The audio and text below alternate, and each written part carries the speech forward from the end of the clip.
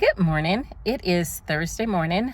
I am in the middle of my chiropractor care and my physical therapy. On Tuesdays and Thursdays, I decided to do them on the same day because they both make me sore. So might as well just have 2 days of soreness. And also the orthopedic therapy for the left side of my body is enacting my brain, so that kind of makes me nauseated. So anyway, so that's where I am. First of all, welcome. I hope you're having a good day today. I wanted to talk to you about some things that I am going through. And I know that some of you all going through long-term things are going through this same thing.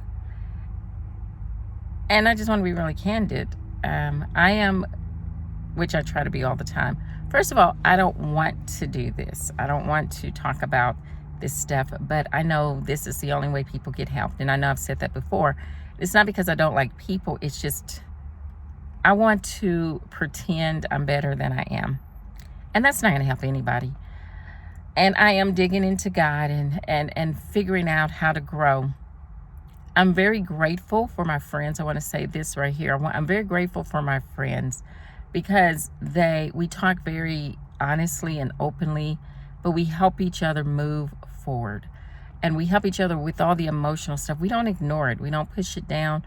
We talk through it and encourage one another through it, and with scriptures. And because that's what's important. That's what's important.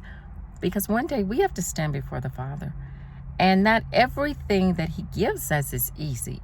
In fact, I know from experience, a lot of it I can't do on my own. And I need His help.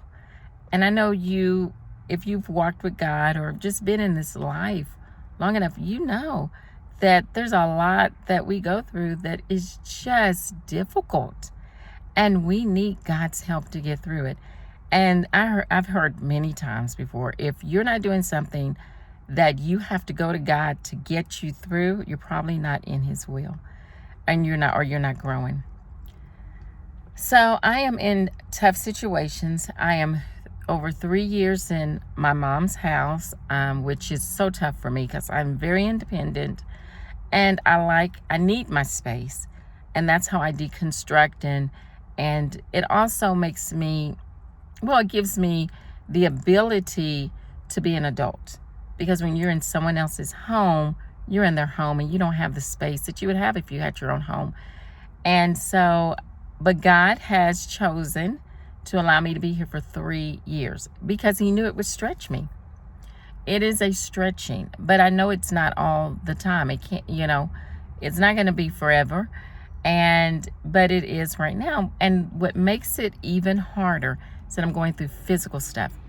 You all know that when you are in extreme pain, you just are better by yourself, processing, and nobody's offended when you're not talking to them, or you just need to get quiet, and it's a lot less conflict because when you're not at the point you can handle things, you can just pull away and just be alone, and nobody's expecting anything of you because they just know, well, she's not picking up the phone or she's resting, and they leave it at that when you have your own place. So anyway, so I am dealing with being very uncomfortable, not having my own place at this time. God hasn't opened any doors yet, but He will. Also, all of the medical stuff. And I was doing some deliveries last night because I do a delivery service to make some money. And I can't do it all the time, but when I do it, I'm thinking a lot. And I was just noticing this feeling I've been having for about 2 months. And it's this feeling, and I realized last night, I want to cry. I am at the verge, probably because of pain, the emotional pain, the physical pain, the psychological pain of having to hold myself together and figure out how to get through this with God's help. the pain of knowing it's too much and God is not releasing it yet. I realize I just want to cry all the time. I'm on the verge of almost wanting to cry. And what made me realize it was I remember my friend Laura Somerset. She has her own business. Sometimes Laura gets so busy, she'll express something like that. And I recognize that tiredness. I've been there before, but I've never lived in it like I've been. And looking back, I realize I've been living in it for a long time. And it makes it hard because unless people understand it, unless they've been trained, unless they look into it or even listen to you talk about it, they're not going to know. And they don't know what you're struggling through. It's not just the physical, it's the whole thing with it. And it limits you because I'm already pushing to the point of wanting to cry all the time. So anything more than that is really overdoing for me. And sometimes I have to overdo, which when I'm doing that, I can feel my body screaming. And on the inside from the just exertion it's taken. And I just never knew that people lived with this. But if you live with chronic pain and multiple things going on in your body that there is no immediate fix for, I mean, you could numb out, but who wants to do that? And not live life. Or you can just live through it. And that's what I'm struggling with. And I'm going to get through it because God promises I will. But He didn't promise that He would take it away immediately. So I'm having to say no to things. And some people get upset when I say no, but they don't get it. If I don't say no, I struggle. I am the one that's in pain. And people don't know. And I'm not saying everybody is not sensitive to it, but imagine being in a little bit of pain in your body. That's so uncomfortable. I've been there, but I've never been in this much pain with several areas. And not only that, knowing that when my chest hurts on the right side of my heart, that's my heart being overwhelmed. That's scary. I have to slow down and let my body catch up and rest so that I don't overwhelm that heart and have a heart problem to where I'm in the hospital fixing. Then I have the lung situation and I feel breathless and dizzy from being out of breath. And then of course the brain situation. It sounds like if you don't understand what it's like to really suffer, you could take it. I could see how a person could take it as you just making excuses.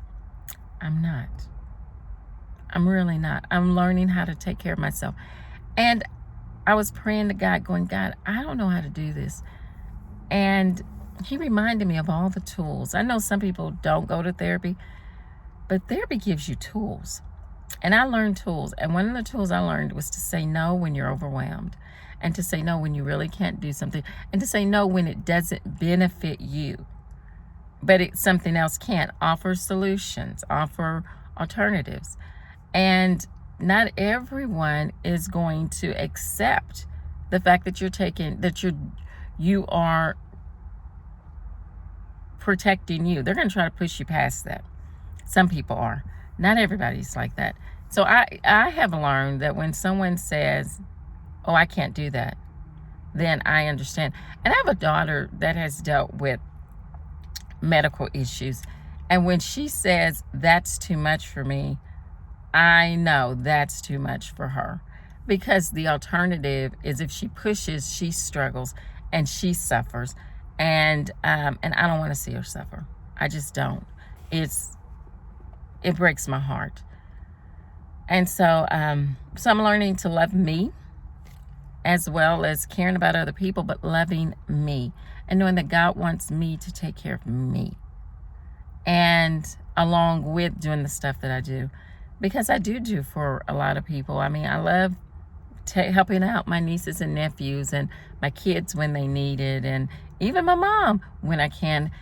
But then even in those times, there are times when I have to say no because it's too much, or I have to rearrange. It's not just a no. It's like sometimes I do. I have to rest. I can't. But then sometimes I can rearrange it. We can redo stuff. And I'm also teaching my kids to do the same. I have one of my daughters, the other one, she is such a people pleaser that her biggest thing when I ask her stuff and I hear her hesitate, I say, you know, you can tell me no. If it's not good for you, tell me no. I can handle a no. I understand that you work a lot and you have a lot going on yourself. So if it's not, and I have to, because I had an idea that I thought would be great.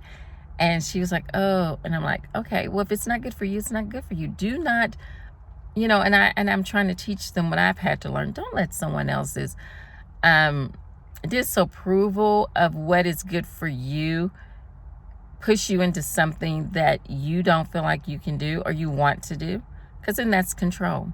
And I don't want to control my kids, and I don't want anybody to control me. And so that's what I'm dealing with, you all. I'm dealing with these staying within boundaries that are very healthy for me while I'm doing what I can. And if someone doesn't like what I offer, or they can't, even if they get upset with me, not allowing it to bother me. It's like, well, I'm not being mean. I have to stand before God one day. And one of the things the Lord told me a long time ago, because when I was in my marriage, one of my problems was I grew up in situations that were very controlling. You couldn't really think for yourself. You couldn't express yourself openly. We were in a religious situation to where it was very, very hard, and we couldn't say anything about it. We didn't have choices. We were made to do things that, and we didn't have fun. I did not enjoy life. And so that's what I grew up with. So when I married, of course I married someone that our personalities didn't match up. And if I wasn't careful, I was getting lost in that. And so therapy taught me a whole lot of things. And not that my ex-husband was bad, it's just we should not have gotten married at the time we got married. And I was not ready emotionally. He was not ready emotionally. But nobody was talking about that kind of stuff back then. Nobody really delved into that. But now I think my generation, so many of my friends, after failed marriages and years of pain from that, we are the ones that are pushing this thing. Get therapy, get help, find out why, so that you don't have to go through pain you don't have to go through. So you don't have to make the same dumb decisions over and over, or decisions that hurt you over and over again with the same outcomes, and you wonder why. Well, that's the way the world kind of is. People are doing that everywhere. You see in Hollywood, they go from relationship to relationship, bad decision, some of these people, and we applaud them. And we look at their lives as entertainment, but these are people's lives. And if we lived like that, we'd be completely miserable, making bad decisions, paying the consequences all the time. That's not growth, and that's not growing up. That's staying a preteen and a teenager that can't control their emotions. So that's my little rant. So I think our generation is like, nope, I don't want to stay there. I don't want to be there. I want to figure it out.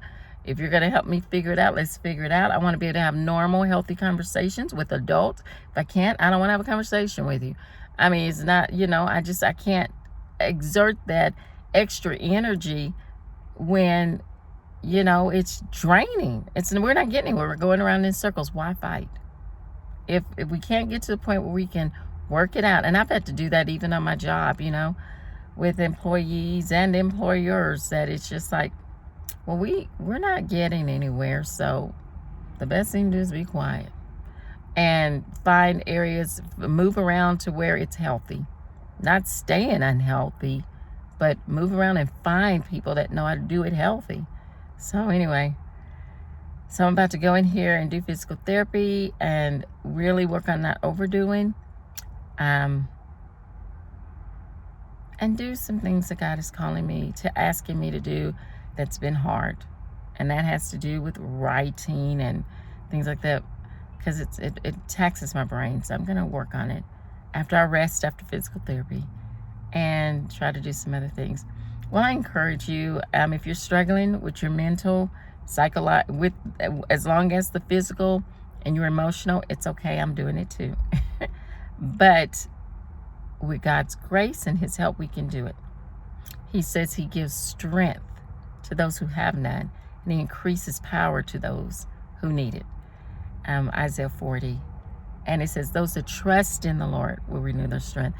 And I've been praying about some things that really scare me, because I'm in such a vulnerable situation. The Lord has just shown me, he said, you got to trust me. You got to trust me with people. You got to trust me with situations. You got to trust me with everything. Just trust me. Then I can renew your strength. And so I've not been trusting him like I should. So, and trust and faith is peaceful. So I've calmed myself down, gotten peaceful, making better choices as far as what I just allow myself to be put through, and staying positive, knowing that this too shall pass. So that's it. Just want to encourage you, have courage in trouble, have courage in pain. Everything you do to move forward is not done in vain. Until next time, bye.